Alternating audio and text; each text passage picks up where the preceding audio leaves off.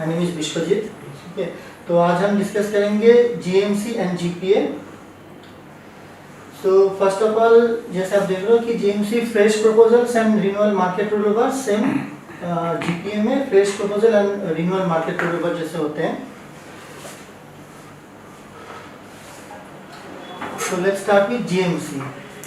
GMC type of coverage क्या होता है? Floater and non floater. What is floater and what is non floater? Same like individual mediclaim, जब कोई sum insured for entire family के लिए लिया जाता है, so that is called the floater policy. ठीक है, मान लीजिए एक फैमिली में 4 मेंबर हैं, तो उसका अगर 4 लाख का हम लोग लेते हैं ओवरऑल, तो that will become a floater policy. ठीक है, और नॉन फ्लोटर मतलब 4 इंडिविजुअल जब वो लेते हो। तो जीएमसी में सिर्फ नॉन फ्लोटर में यहाँ पे एक चीज़ जो डिफरेंस होता है वो है कि अगर जो बेसिकली जीएमसी जैसे लिया जाता है फॉर कॉर्पोरेट्स ओनली, तो यहाँ पे काफ़ी कॉर्पोरेट्स ऐसे होते हैं जो कि सिर्फ अपने एम्प्लॉयज़ के लिए लेते हैं। तो अगर वो सिर्फ अपने एम्प्लॉयज़ के लिए लेते होंगे तो उस टाइम पे हम लोग उसको बोलेंगे नॉन फ्लोटर पॉलिसी में, क्योंकि वहाँ पे कोई फैमिली डेफिनेशन और कुछ रहेगा नहीं। अभी जैसे यहाँ पे आप देख सकते हो कि यहाँ पे लिखा है फैमिली मेंबर्स कवर कैसे कैसे, मतलब किस किस को हम कर सकते हैं? Employees, employee spouse dependent children, employee spouse dependent children and parents. अभी इसमें है कि पेरेंट्स अगर कोई कवर करना चाहते हैं या अपने डिपेंडेंट्स को भी कवर करना चाहते हैं, तो मेक इट श्योर कि वहाँ पे 100% इन्वॉल्वमेंट रहेगा। ऐसा नहीं कि मान लीजिए कोई सिलेक्टिव बेसिस पे नहीं होता। हाँ, डेफिनेटली वो भी हो सकता है, सब्जेक्ट टू अगर उन लोगों की एचआर पॉलिसी में ऐसे हैं कि डेजिग्नेशन वाइज वो कवर करते हैं, only in that case that can be accepted. क्योंकि हम लोग जब आरएफक्यू भेजेंगे इंश्योरेंस कंपनी को फॉर कोटेशन, वो लोग पूछेंगे कि यहाँ पे ये जो डिफरेंस है, मान लीजिए अगर एक डेटा है हम लोग का जिसमें 100 एम्प्लॉयज है, जिसमें कि फैमिली शो कर रहा है कि मान लीजिए 20 जन का। ठीक है, तो ऐसा हो नहीं सकता ना कि सिर्फ 20 जन के शादी हुआ है बाकी सब कुमार हैं, ऐसे तो हो नहीं सकता। तो इसलिए हम 2-4 जन हो सकते हैं। हाँ एग्जैक्टली, तो हम लोग इसलिए क्या करते हैं, पहले इंश्योर्ड को बोल देते हैं कि अगर मैम आपके अगर वहाँ पे कंपनी नॉर्म्स में ऐसा कुछ है कि आप इस डेजिग्नेशन को ही आप फैमिली दोगे, तो you need to declare the same. Because हम लोग जब इंश्योरेंस कंपनी में रिक्वेस्ट मेल डालेंगे, हम लोग उसको अटैच करके भेजते हैं, नहीं तो वो क्वेरी आ जाएगा। सिलेक्टिव बेसिस में नहीं होगा। हाँ, सिलेक्टिव बेसिस पे नहीं। हमने ये भी देखा है कि इन-लॉ मतलब पेरेंट्स इन-लॉ, हाँ parents and parents in law, मतलब आइदर और हो सकता है, लेकिन ये नहीं हो सकता कि किसी एक बंदे ने अपने फादर इन लॉ और मदर को लिया, ऐसा नहीं हो सकता। मतलब either he has to take father in law, sorry father and mother, और mother in law and father in law, मतलब क्रॉस कॉम्बिनेशन में नहीं होता है पॉलिसी में। पर किसी का ऐसा होता है ना कि फादर है मदर नहीं है। नहीं, फादर है मदर नहीं है, लेकिन in that case you have to restrict कि you can only cover your father. मतलब वहाँ पे क्रॉस कॉम्बिनेशन इंश्योरेंस कंपनीज करते ही नहीं है, आइदर और ऑप्शन में, या तो आप मतलब मम्मी पापा को लो या तो मतलब हाँ इन लॉस के लिए।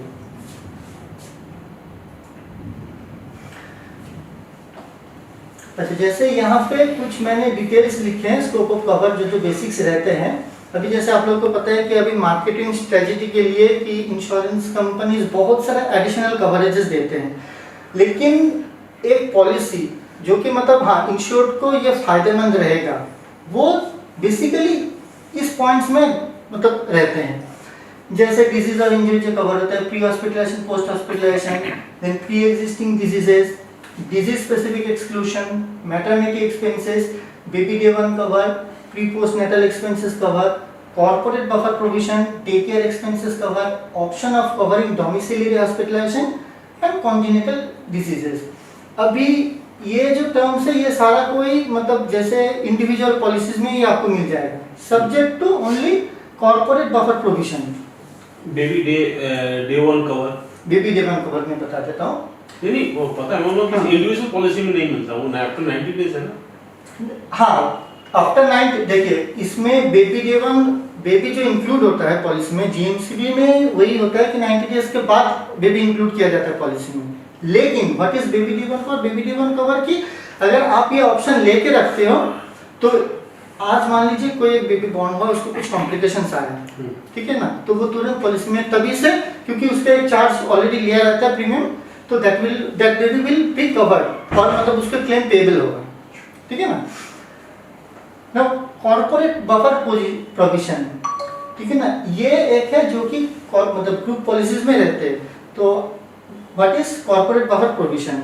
ये है कि मान लीजिए एक जो सम इंश्योर्ड बैंड है वो सेम सम इंश्योर्ड बैंड का एक एडिशनल सरप्लस अमाउंट लिया जाता है फॉर एवरी कॉर्पोरेट। मतलब ये कॉर्पोरेट के ऊपर डिपेंड करता है कि whether they want to opt corporate buffer provision और नॉट। क्योंकि काफी टाइम पे ऐसे देखा गया है कि कुछ कॉर्पोरेट्स क्या करते हैं, मान लीजिए वो लोग एक फॉर देयर एम्प्लॉइज वो लोग पॉलिसी लिए हैं 2 लाख रुपए का, ठीक है, लेकिन उन लोगों ने क्या किया, एक कॉर्पोरेट बफर प्रोविजन लेके रखे 10 लाख रुपए का। सब्जेक्ट वो लोग ऐसे क्या करते हैं कि अगर कोई बंदा हॉस्पिटलाइज्ड होता है और उसका हॉस्पिटलाइजेशन में ट्रीटमेंट के दौरान ऑलरेडी 2 लाख रुपए खर्चा हो चुका है, देन एचआर क्या करेगी, एचआर एक मेल करते हैं इंश्योरेंस कंपनीज को कि ये बंदा हम लोग का एडमिट हुआ है, उसका जो बेस सम इंश्योर्ड है वो खत्म हो गया, हम लोग अप्रूव करते हैं कि ही कैन मतलब वहाँ से कॉर्पोरेट बफर प्रोविजन से ऑप्ट कर सकते हैं हम।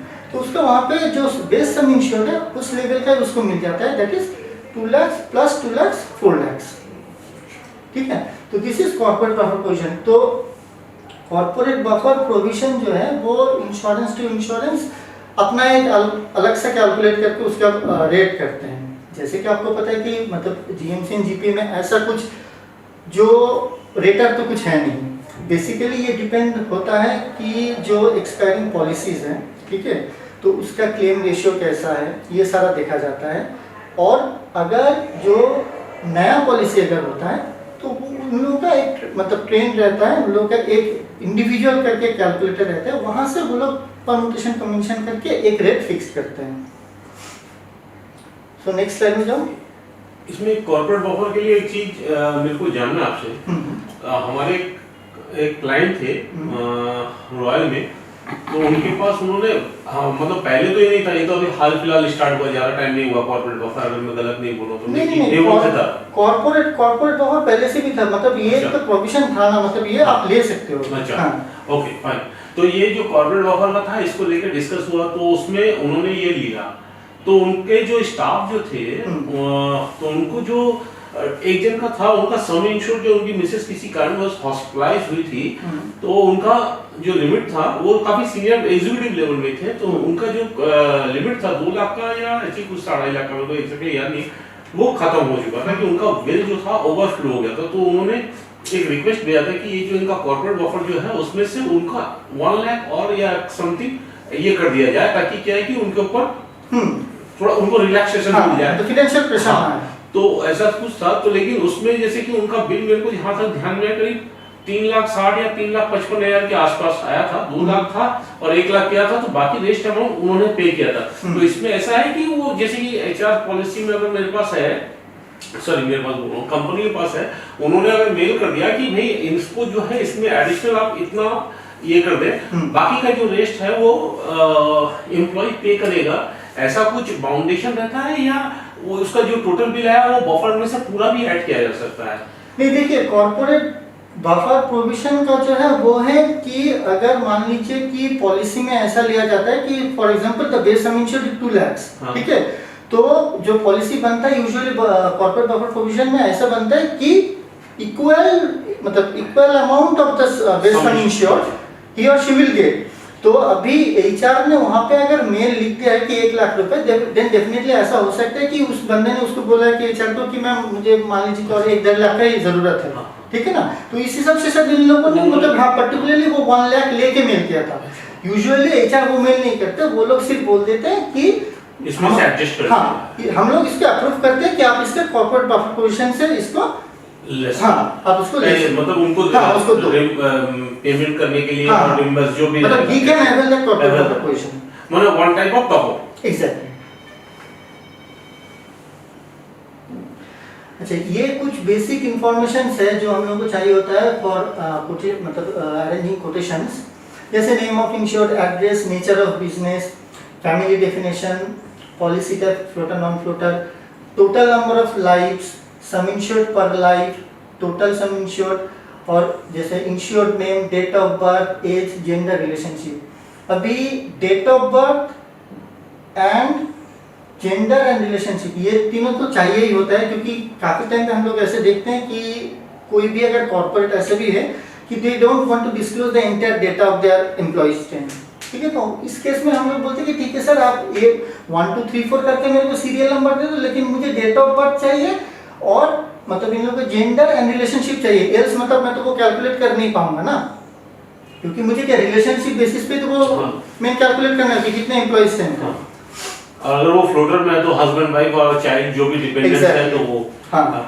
एक चीज और इसमें ये जो आपका है पॉलिसी टाइप फैमिली डेफिनेशन हो गया, nature of business, total sum insured means कि कंपनी का एंटायर का total sum insured in the means देखिए, सपोज फॉर एग्जांपल पर एम्प्लॉय का 2 लाख 10 एम्प्लॉय हो गए, तो इन टोटल वो मिला के जो 20 लाख। हाँ। ये इसमें अगर कुछ जैसे कि कई जगह पे कुछ कंपनियों का रहता है, जैसे आप जानते हैं, आप हैंडल करती है कि एग्जीक्यूटिव को 2 लाख दिया, सीनियर एग्जीक्यूटिव को 3 लाख दिया, मैनेजर का इस तरह से नहीं, वो तो देखिए वो सम इंश्योर्ड जो आप बोल रहे हो, तो सम insured band can definitely very, अच्छा ठीक है ना, वो टोटल कॉर्पोरेट के ऊपर डिपेंड करता है, ठीक है ना, कि मैं अपने मैनेजर लेवल को 2 लाख दूंगा, ठीक है, वीपीस को 3 लाख या 4 लाख दूंगे ऐसे, तो that is total there description कि वो लोग पॉलिसी किस हिसाब से लेना होता है, मतलब लेना चाहते हैं, ठीक ना,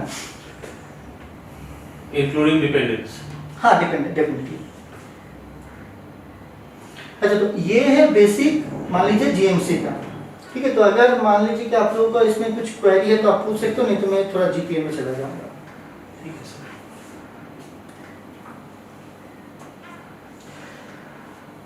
अच्छा, GPA group personal accident almost same like normal person accident, सिर्फ जब जैसे ये कॉर्पोरेट्स के लिए लिया जाता है, तो इसमें जैसे जो बेसिक कवरेज है वो है accidental death, permanent total disablement, permanent partial disablement, temporary total disablement. So let's start with GPA.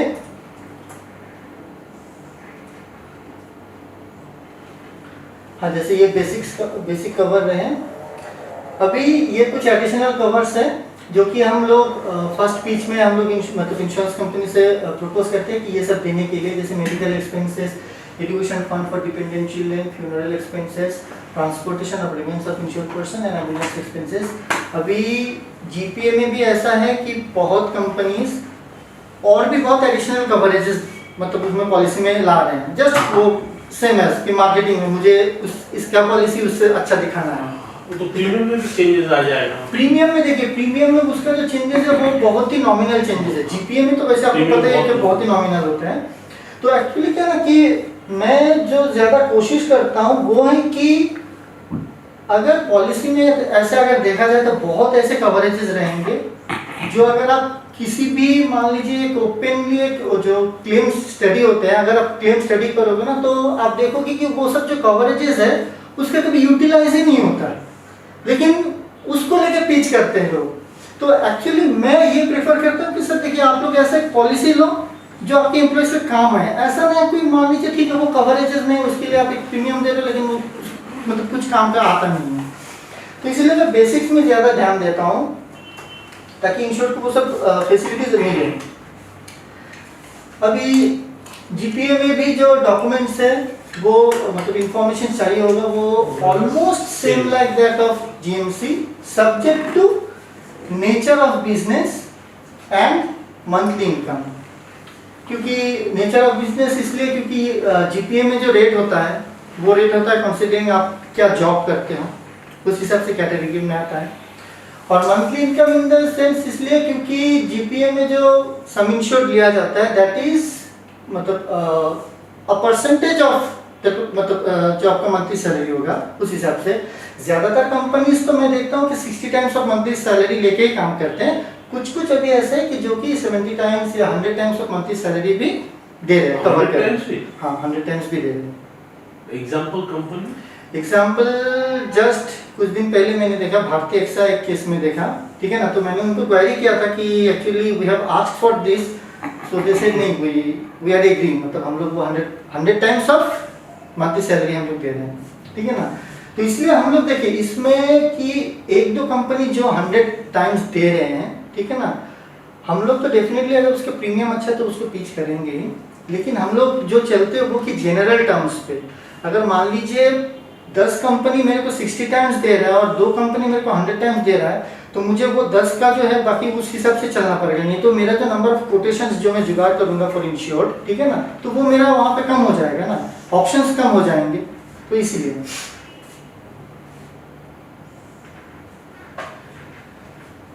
अच्छा, जीपीए एंड जीएमसी में जब ये मार्केट रिन्यूअल होता है तो इसमें कुछ डॉक्यूमेंट्स हम लोग को चाहिए होता है for arranging quotations, expiring policy, as on date premium details, active data of the employees, detail claim MIS, ICR इनका क्लेम रिपोर्ट, क्लेम नॉर्मली ये जो ऊपर के 5 1 2 3 4 5 ये हैं, ये तो हर एक कोटेशन में हम लोग को चाहिए होता है for arranging quotations. Claim MIS and analysis previous year report, ये हम लोग तभी जुगाड़ मतलब चाहते हैं, मान लीजिए काफ़ी टाइम पे ऐसे देखा जाता है कि कोई एक कॉर्पोरेट का इस साल बहुत खराब क्लेम एक्सपीरियंस हुआ है, ठीक है, लेकिन उन लोगों का पिछले 1-2 साल में मतलब उन लोगों का बहुत अच्छा क्लेम रिकॉर्ड था, ठीक है, तो in that case it helps us a lot to negotiate with the insurance companies कि आप एक बार देखो कि ऐसे तो एक बार हो ही सकता है कि किसी कारणवश, जैसे हम लोग एक तो कॉर्पोरेट में जस्ट देखे हैं, उन लोगों का क्लेम रिकॉर्ड पास बहुत ही अच्छा रहता है, इस साल उन लोगों का 2-3 ऐसा क्लेम आया है कि they have almost crossed 150 times of the premium they have paid, ठीक है ना, तो उसमें क्या हम लोग वो नेगोशिएट कर सकते हैं कि सर आप इसका प्रीवियस एक बार देखो, और जो बड़े बड़े क्लेम्स हैं उसका आप एक बार देखो कि ये रिकरिंग है या नॉन रिकरिंग है, उस हिसाब से आप तो उसको कंसीडर कर ही सकते हो। तो बेसिकली इसलिए वो इम्पोर्टेंट होता है। और एक चीज़ है जीपीए में ज़्यादातर इंश्योरेंस कंपनीज, क्योंकि उसका जो प्रीमियम है ये बहुत कम होता है रेट, जीपीएस में ज़्यादातर इंश्योरेंस कंपनीज प्रेफर करते हैं कि लास्ट 3 इयर्स का क्लेम एक्सपीरियंस देने के लिए फॉर प्रोवाइडिंग कोटेशंस। लेकिन ये लास्ट ईयर का क्लेम जो है वो मिल पाना जीपीए में बहुत टफ रहता है। नहीं, जीपीए में देखिए, जीपीए में ये जो होता है ये इंश्योर्ड ही दे देते हैं, ज्यादातर मैं केसेस में देखा हूँ इंश्योर्ड के पास रिकॉर्ड रहता है, ठीक है, क्योंकि देखिए बड़ी कंपनी है तो वो रखते हैं, लेकिन अगर उस साइज की अगर कंपनी नहीं है तो उनके पास मिलना टफ रहता है, ये मतलब मैं नहीं definitely I do agree that, लेकिन क्या बोले तो अभी जीपीए में एक प्लस पॉइंट भी और है, ठीक है ना, जीएमसी में क्या आपका तबीयत खराब हुआ, हॉस्पिटलाइज्ड है, ये है वो है, इतना सारा ऑप्शन रहता है, जीपीए में कब ट्रिगर होगा, कोई अगर एक्सीडेंटल होता है कुछ ही, और एक्सीडेंटल आप देखोगे कि मतलब वो तो ऐसा नहीं कि बहुत फ्रीक्वेंट होता है, बहुत रेयर ही होगा। हाँ। तो इसलिए क्या बोलते तो कहीं ना कहीं से मैं बहुत कम देखा हूँ कि कोई इंश्योर्ड मतलब बोल नहीं पाता कि नहीं सर मेरे पास कुछ मतलब है नहीं, वो लोग बोल ही देते नहीं सर लास्ट 2 साल में कुछ नहीं हुआ, हाँ पिछले साल ऐसा हुआ था, एक बंदे का ऐसा हुआ था, अप्रोक्स इतने का क्लेम था। लेकिन आपको वो एक्सेल जो या नहीं एक्सेल में देखिए जीपीए में ऐसा हम लोग इंश्योर्ड को बोलते हैं वर्बली कि सर देखिए एक बंदे का एक्सीडेंट हुआ था, उसका लगभग 20,000 का क्लेम हुआ था, ठीक है, कैसे एक्सीडेंट होता है, जैसे वो बाइक से गिर गया था, ये दैट्स इट, उतना मुझे डिटेल में नहीं चाहिए, क्योंकि लास्ट 2-3 इयर्स का क्लेम एक्सपीरियंस किसी के पास भी उतना रहता नहीं, तो जस्ट फॉर अ चेक कि हाँ इसका मतलब इन लोगों का क्लेम मतलब एक्सपीरियंस उतना खराब है नहीं, ठीक ना, तो उस बेसिस पे इसका रेट पे थोड़ा असर आता है। अच्छा, इसमें एक चीज और बताइएगा, जैसे कई दफा ऐसा होता है जीपीए में कि हम उससे पूछे कि सर आपका लास्ट 5 ईयर में कोई क्लेम है कि नहीं है, ठीक है, वो अपना देखा रिकॉर्ड या ऑफ द रिकॉर्ड जो भी है बता रहे नहीं हमारा पिछला 5 साल में कोई सिंगल क्लेम नहीं है, लेकिन शायद उनका क्लेम रहा हो, मेरे को नहीं मालूम, एज अ गुड फेथ जो उन्होंने कहा मैंने उस तरह से मेल में दे दिया या कंफर्म कर दिया या उनसे मेल में मैंने लेके दे दिया, तो ये इंश्योरेंस कंपनी को कैसे पता चलेगा कि उसके अगेंस्ट में उसने कभी क्लेम किया था या नहीं? देखिए आप भी अटमोस्ट गुड फेथ पे काम कर रहे हो, ठीक है, इंश्योर्ड जो आपको बोलेगा आप उसके ऊपर आपको मजबूरन चलना पड़ेगा, ठीक है ना, तो अभी हम लोग के पास क्या डेटा है, insured has provided a mail, he has given a confirmation to us that कि हम लोग के लास्ट 5 इयर्स में कोई क्लेम एक्सपीरियंस नहीं, that is what we share to the insurance companies, the insurance companies उस बेसिस पे कोट करेगा। ऐसा भी काफी टाइम में देखा गया है कि इंश्योरेंस कंपनी, मान लीजिए देखिए इंश्योरेंस कंपनी आज इसके पास पॉलिसी कल उसके पास पॉलिसी है और किसी ना किसी के पास से रिकॉर्ड आ ही जाता है, तो ठीक है वो लोग मान लीजिए कि जिसके पास रिकॉर्ड रहता है तो वो लोग उसमें उतना मतलब जिसको बोलते हैं प्रॉमिसिंग रेट, वो उतना देते नहीं, ठीक है ना, क्योंकि उसको पता रहता है। लेकिन बात बाकी इंश्योरेंस कंपनी, अभी अगर कोई हम लोग को डिस्क्लोज करता है और अगर इंश्योर्ड ही बोलते हैं कि नहीं मेरे पास कुछ क्लेम है नहीं, तो मैं तो इंश्योर्ड को और मतलब ऐसे चैलेंज नहीं कर सकता ना कि नहीं सर आपके पास तो क्लेम है। कई तो मतलब मैक्सिमम नहीं, टाइम हम लोग देखिए, टू बी वेरी फ्रैंक, हम ये इंटायर डिपेंड करते हैं इंश्योर्ड जो डिक्लेरेशन हम लोग को देगा, ठीक है ना। अल्टीमेटली ये पॉसिबल नहीं है मेरे लिए कि उसका लास्ट 2-3 साल में क्या कुछ क्लेम हुआ था भी नहीं है वो जुगाड़ करना। तो what he will give us in writing, हम लोग को उसके बेसिस पे चलना है। तो this is all about GMC and GPA, ठीक है ना। Okay sir, thank you. Thank you.